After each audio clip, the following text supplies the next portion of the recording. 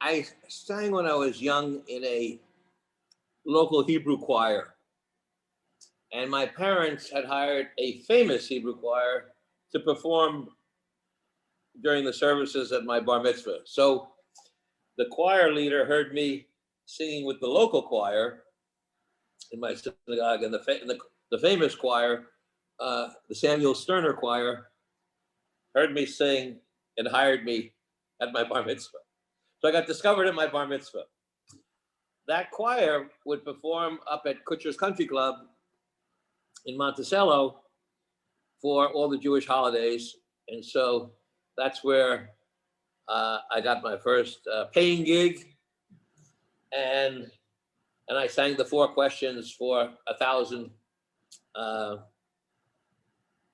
customers, guests at Kutcher's, the hotel. And also sang a duet, a very touching song called My Yiddish Mama with the late cantor, Chazan, his cantor in Hebrew, Sholem Katz. And I sang My Yiddish Mama with Sholem Katz, and there wasn't a dry eye in the place.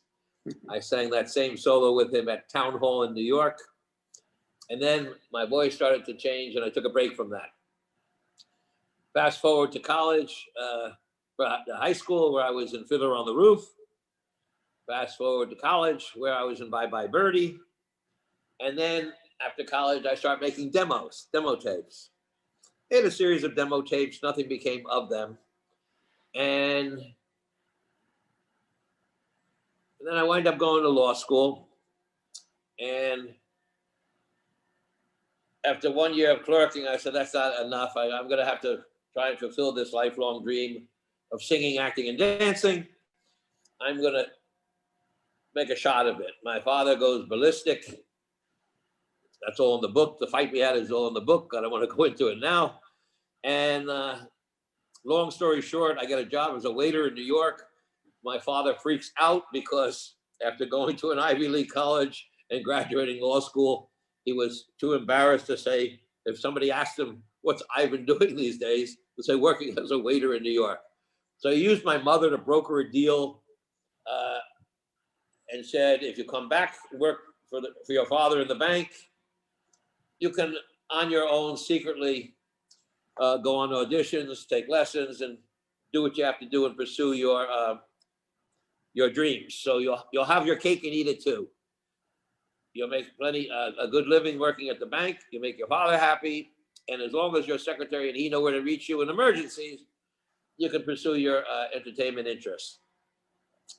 So, as anyone in the entertainment business knows, if you have any chance of becoming successful at it, you can't do it part-time. You've got to do it full-time, day and night, love it to death, and do nothing but that.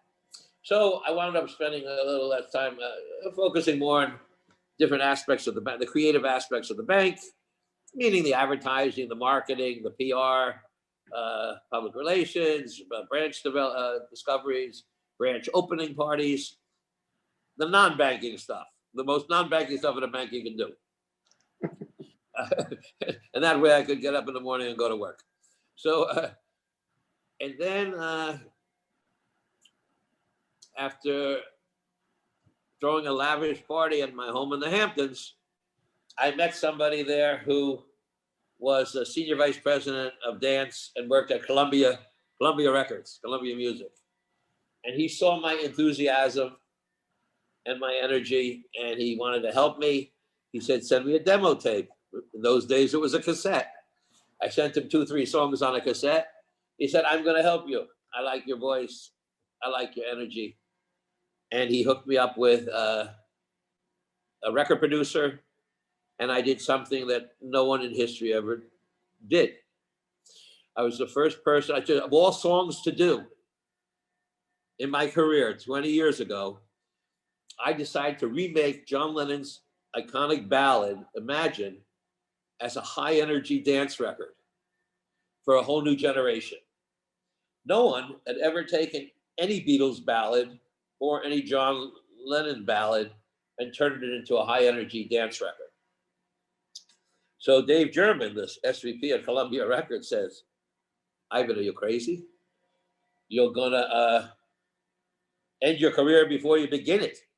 First of all, you don't want to do a remake. You want to do an original song.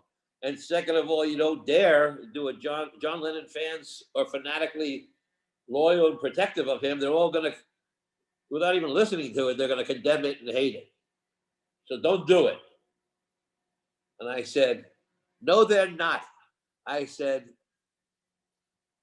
John Lennon didn't have any member of his family murdered.